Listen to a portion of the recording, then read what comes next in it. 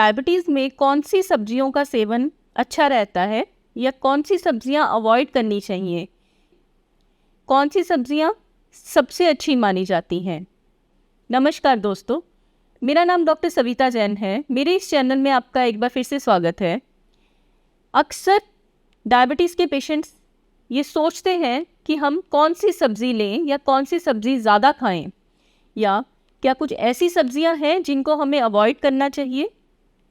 तो ऐसे बहुत से सवाल रहते हैं। अगर आपके मन में भी ये सवाल है तो ये वीडियो आपके लिए है। इस वीडियो में अंत तक ज़रूर बने रहें। इसमें हम बात करेंगे सब्जियों के बारे में। डायबिटीज़ के पॉइंट ऑफ व्यू से सब्जियां कौन सी बेस्ट मानते हैं, कौन सी कम लेनी चाहिए। आज के इस वीडियो में हम इन सभी सवालों के जवाब देंगे।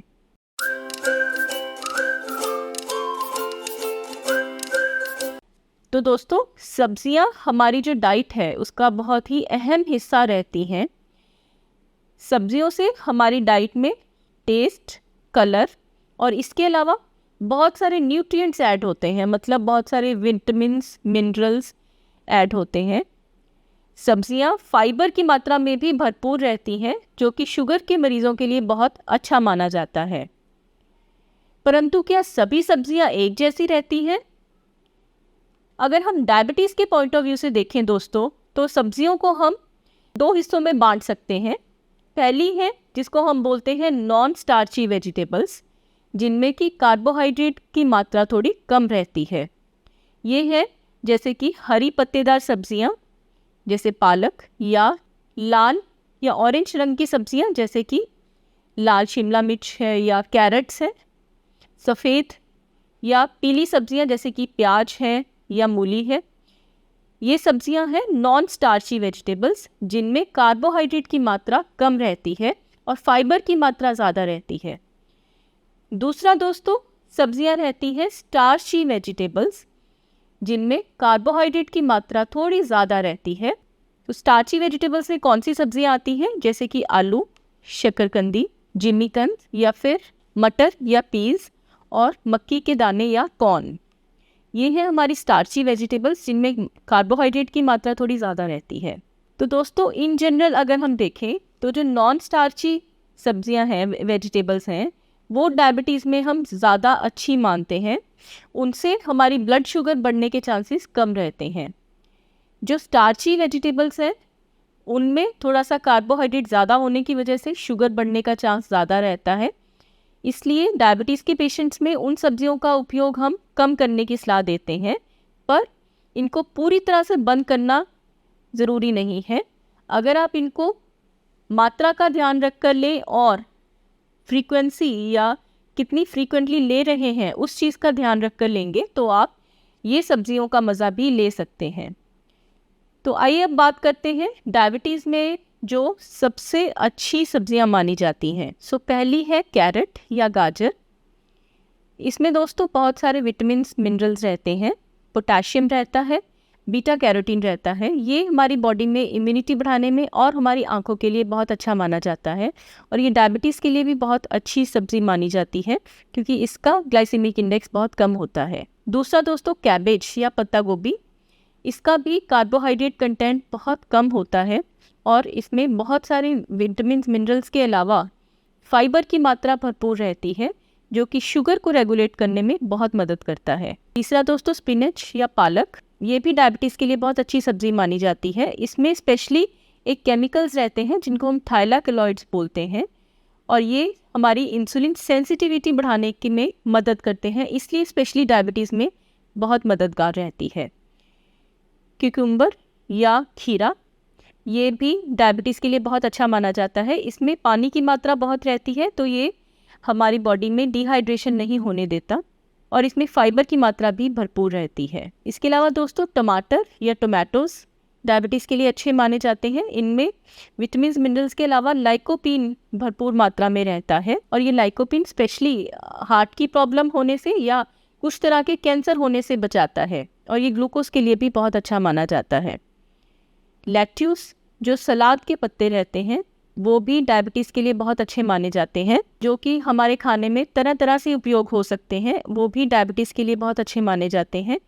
फलियाँ या बीन्स, ज़ुकीनी, ब्रोकली, ये सभी सब्जियां भी डायबिटीज़ में बहुत मदद करती हैं। इसके अलावा दोस्तों ओकरा या भिंडी की सब्ज़ी डायबिटीज़ में बहुत हेल्प करती है। ये आपकी ब्लड शुगर को बढ़ने नहीं देती। बिटर गोट या करेला, अक्सर लोगों को ये पता रहता है कि करेला शुगर के लिए अच्छा है, तो करेले की सब्ज़ी भी शुगर की मात्रा को ज़्यादा बढ़ने नहीं देती। इसका ग्लाइसीमिक इंडेक्स बहुत कम होता है। इसके अलावा दोस्तों मूली या रेडिश, कॉलीफ्लावर या गोभी की सब्ज़ी, ये भी डायबिटीज़ के लिए अच्छी है। बीटरूट या चिकुंदर भी शुगर के लिए बहुत अच्छा माना जाता है। इन सभी सब्जियों को दोस्तों आप कई तरीक़ों से इस्तेमाल कर सकते हैं। इनको सब्ज़ी बनाकर यूज़ कर सकते हैं, इनका सूप बनाकर इस्तेमाल कर सकते हैं, इनको अपनी दाल में या पराठे के अंदर डालकर भी इस्तेमाल कर सकते हैं। अब हम बात करते हैं कि डायबिटिक्स में कौन सी सब्जियां अवॉइड करनी चाहिए या कम लेनी चाहिए। तो दोस्तों जैसे हमने पहले बात की कि स्टार्ची वेजिटेबल्स जो हैं जिनमें कार्बोहाइड्रेट ज़्यादा रहता है, डायबिटीज़ में कम लेनी चाहिए। सबसे पहले इसमें मैं बात करूंगी आलू की, क्योंकि आलू एक ऐसी सब्ज़ी है जो कि हमारी डाइट का एक बहुत अहम हिस्सा है। बहुत सारी सब्जियां जो हैं वो हम आलू के साथ मिलाकर बनाते हैं। तो डायबिटीज़ में आपको आलू बंद करने की ज़रूरत नहीं है, पर जब भी आप इसका इस्तेमाल करें तो ध्यान रखें कि सिर्फ आलू की सब्ज़ी नहीं खाएं, इसको हमेशा किसी दूसरी चीज़ के साथ मिला के खाएं, जिससे कि आपके अंदर कुछ एक्स्ट्रा फाइबर या प्रोटीन भी जाए। आलू को अगर आप उबाल कर डालेंगे तो इसका स्टार्च कुछ कम हो जाएगा। आलू के अलावा दोस्तों आप शकरकंदी का इस्तेमाल कर सकते हैं। इन सब्जियों में थोड़ा कार्बोहाइड्रेट ज़्यादा रहता है, पर अगर आप इनको हेल्दी वे में खाएंगे तो ये आपकी शुगर की मात्रा ज़्यादा नहीं बढ़ाएगी। जैसे कि आप आलू के चिप्स या फ्राइज़ नहीं खाएं, पर आलू को बॉईल करके उसको किसी और सब्ज़ी के साथ मिक्स करके खा सकते हैं। इसके अलावा जिमीकंद, शकरकंद, इनका भी उपयोग कम करें। कॉर्न्स की या मक्की के दानों की अगर हम बात करें तो 1 कप अगर हम मक्की के दाने लेते हैं उनमें कैलोरीज ऑलमोस्ट 350 के करीब रहती हैं, और कॉर्न का जो ग्लाइसीमिक इंडेक्स है वो मीडियम माना जाता है, लगभग 55 के करीब माना जाता है। परंतु अगर हम कॉर्न को कॉर्न फ्लेक्स की तरह लें या पॉपकॉर्न बना के लें तो इसका जो ग्लाइसीमिक इंडेक्स है वो बहुत बढ़ जाता है। पॉपकॉर्न की बात करें तो 70, अगर हम कॉर्न फ्लेक्स की बात करें तो 80 के करीब उसका ग्लाइसीमिक इंडेक्स है, जो कि बहुत हाई है। तो अगर आपको मक्की लेनी है तो उसके दाने आप ले सकते हैं, थोड़ी मात्रा में ले सकते हैं, और उसको कॉर्नफ्लेक्स या पॉपकॉर्न बनाकर लेना अवॉइड करें। पीस या मटर की अगर हम बात करें तो मटर भी हमारी डाइट में हम लोग बहुत कॉमनली यूज़ करते हैं, तो मटर में भी स्टार्च थोड़ा ज़्यादा रहता है, पर अगर आप इसकी मात्रा थोड़ी कम रखेंगे तो आप मटर का उपयोग भी अपनी डाइट में कर सकते हैं। और अंत में दोस्तों वेजिटेबल जूस की बात करते हैं। वेजिटेबल जूस बहुत कॉमनली लोग लेते हैं, तो वेजिटेबल जूस भी हम बहुत ज़्यादा हेल्दी नहीं मानते। इनमें कैलोरीज ज़्यादा नहीं रहती, परंतु इनमें फाइबर भी नहीं होता। तो जो वेजिटेबल्स का एक बहुत इंपॉर्टेंट इंग्रेडिएंट है फाइबर, वो वेजिटेबल जूस में मिसिंग होता है, इसलिए हम वेजिटेबल जूस को भी ज़्यादा हेल्दी नहीं मानते। और अगर आप वेजिटेबल जूस लेना चाहते हैं तो इसकी क्वांटिटी बहुत कम रखें। अब दोस्तों मैं कुछ आपको सब्जियों के खाने के टिप्स बताना चाहूँगी।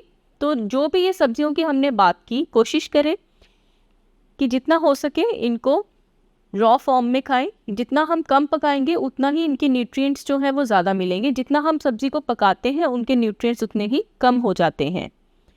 दूसरा, कोशिश करें कि ये हमेशा फ्रेश लें। अगर आप कटी हुई या डिब्बे में बंद सब्जियां लेते हैं तो वो कम फ़ायदा करती हैं। तो अगर आप डिब्बा बंद ले रहे हैं तो ध्यान रखें कि इन सब्जियों में ऊपर से नमक या चीनी या शुगर ना ऐड कर रखी हो। तीसरा, आप इन सब्जियों को सूप बनाकर भी ले सकते हैं, पर उन सूप्स में आप कॉर्नफ्लोर डालना अवॉइड करें। आप सिंपल सब्जियों का सूप ले सकते हैं।